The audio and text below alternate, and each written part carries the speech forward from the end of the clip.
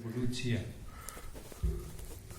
V današnjem prvem berilu smo slišali, kako je izraelsko ljudstvo se na svoji odrešenski poti znašlo v nekem prelomnem trenutku, ko jih je njihov voditelj Jozue postavil pred dilemo: odločite se, ali boste še naprej zvesti Bogu, ki nas je izpeljal iz egiptovske služnosti, katerega znamen ste tako rekoč obilno dobili, ali pa se boste od tega Boga odvrnili in boste začeli častiti druga božanstva.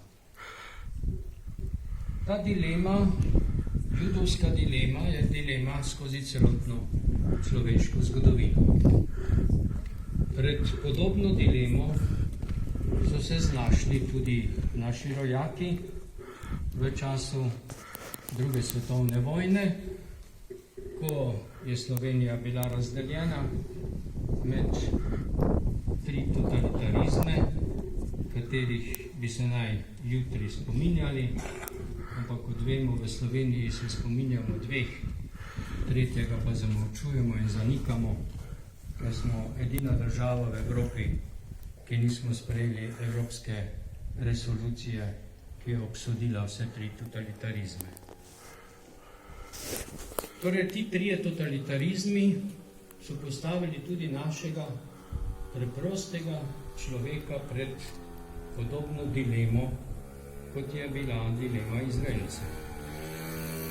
Ali bomo ostali zvesti Bogu, ki so ga častili naši predniki že 1000 let, ali pa se bomo od tega Boga odvrnili.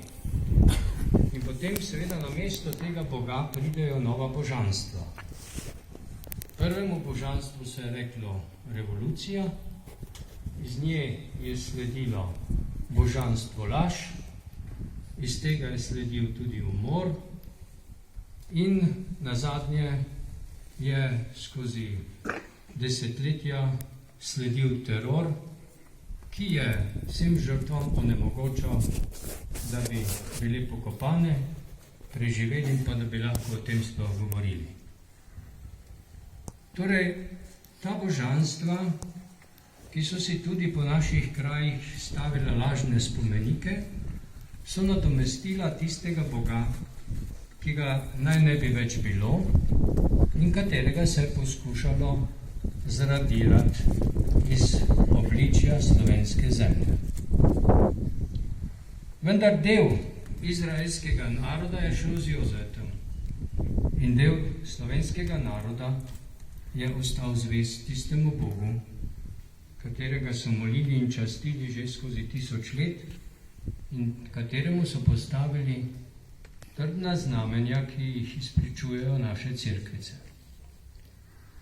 Ampak cerkvice ne bi bile dovolj, če ne bi ljudje v svojem srcu bili trdno prepričani, da je njihov Bog tisti Bog, ki mu je treba ostati zvest tudi pri izkušnjah.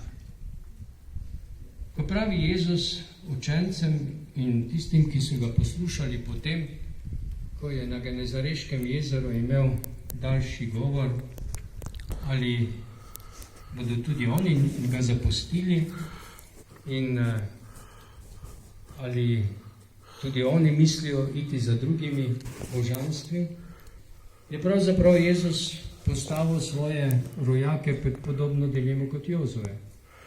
Kateremu Bogu boste sledili? On je o samem sebi v predhodnem odlomku današnjega evangelija govoril, da je on kruh in pijača. Da je on tisti, ki je prišel, da se daje v jed. Da tega Judje niso mogli razumeti ali pa težko razumeli, je po svoje zelo logično. Oni so verjeli, da Boga niti upodabljati ne smeš, pa bi ga naj jedel pa pil.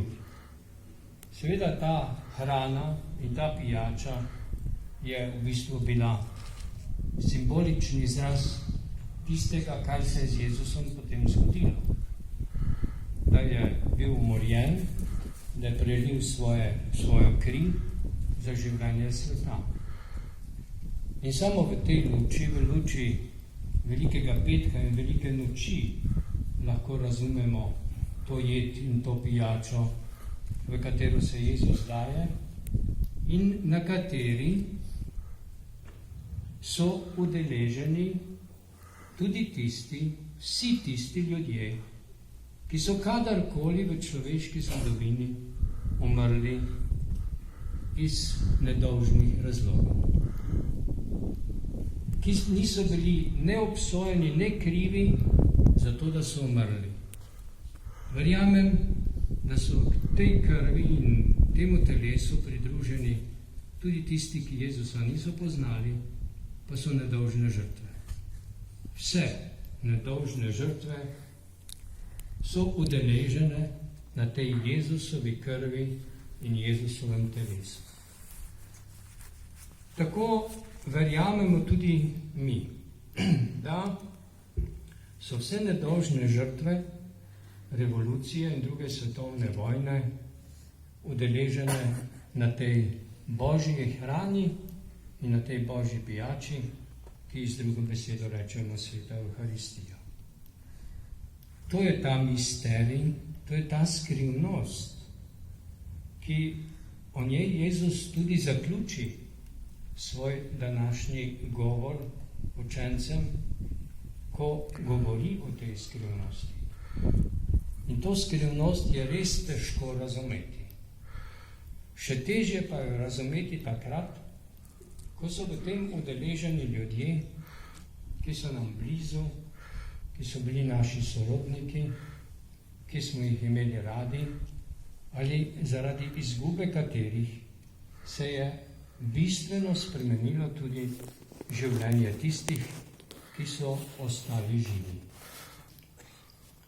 Vendar samo v luči Kristusovega trpljenja in Kristusovega vstajenja je mogoče razumeti in sprejeti tudi te žrtve kot evharistične žrtve na oltarju človeštva, ki jih očitno človeštvo vedno znova potrebuje za to, da se obnavlja pravo življenje in da se vedno znova obnovi tudi vera v edinega pravega Boga.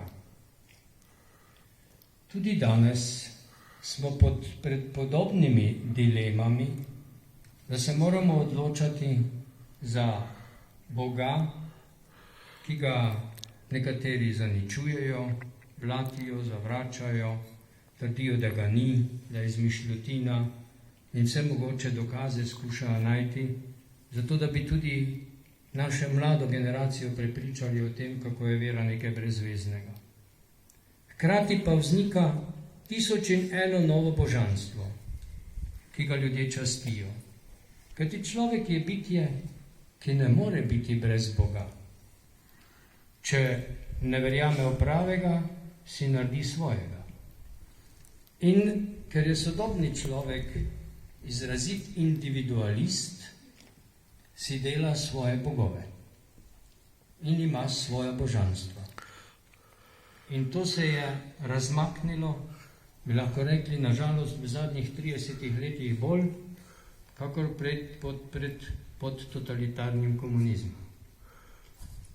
In sicer zaradi tega, ker smo končno zadihali svobodo in ko smo zadihali svobodo, nekateri razumejo, da je svoboda od Boga in za svoje božanstva sestavni del te svobode. In ta svoboda naj ne bi nič vezala, naj ne bi nič zavezala. In smo seveda v jedru drugega današnjega berila, ki govori o tem, kakšen bi naj bil odnos med možem in ženo. Dostikrat so samo videli tisti prvi del stavka oziroma odlomka, ko je govora o tem, da naj bo mož glava, žena pa srce. Pozabili so pa na oni drugi del, ki je bistven, ki primerja moža in ženo z Kristusom in cerkvijo. in ki daje možu vlogo, prvemu možu daje vlogo žrtve za ženo. Da mora dati svoje življenje tudi za svojo ženo. Tako kot je Kristus dal življenje za cerkev. Torej tu ne gre za problem emancipacije, neemancipacije in podobnih zadev. Ni govora o tem. Ampak je govor o tem, da sta mož in žena eno in da je mož še na poseben način poklican v luči Kristusa, da za svojo ženo, za svoje otroke, za svojo družino da življenje. In mnogi od teh, ki se jih danes spominjamo, nekateri so že bili možje, drugi so bili fantje, so dali življenje za svojo družino. Nekateri za svojo lastno družino kot možje, drugi za svojo družino kot sinovi. In eni in drugi so se zavedali, da je potrebno z svojim življenjem braniti ženske, otroke in premoženje, kajti od premoženja je bilo odvisno preživeti. Torej tudi vsi ti možje in fantje so ravnali v skladu z današnjim drugim berilom apostola Pavla, da so dali življenje za svoje žene, za svoje matere in za otroke, če so jih že imeli. Kako pa je danes, drage sestre in bratje? Kaj je tako imenovana napačna emancipacija povzročila v odnosih med, ne bom rekel ženami in možmi, ker je teh vedno manj, ampak med partnerji? Da se na prvo mesto postavlja svoboda posameznika in da v svobodi posameznika partnerji ne vidijo potrebe po medsebojni žrtvi in skupni žrtvi za otroke in dalje skupnemu žrtvovanju in skupni podaritvi za širšo skupnost. Novi totalitarizem, ki ga živimo, katerega priča smo, je ta anarhičen pogled na svobodo, ki bi naj dovoljeval človeku vse, kar si zmisli, kar si izmisli, kar čuti in kar želi, vse to lahko dela brez omejitve in še najmanj v odnosu do kogarkoli drugega. To tudi doživljamo ves čas v tej pandemični krizi, ko bi morali solidarno misliti drug na drugega, pa imamo s tem velike probleme. Tako vidimo, kako globoko se je zarila, pa ne samo v Slovence, ampak v evropsko civilizacijo nasploh, kako globoko se je zagreznil v nas ta virus individualizma, ki ga absolutiziramo kot novega Boga. In tako smo postali drug drugemu božanstvo. Ali dostikrat so otroci bogovi svojih staršev.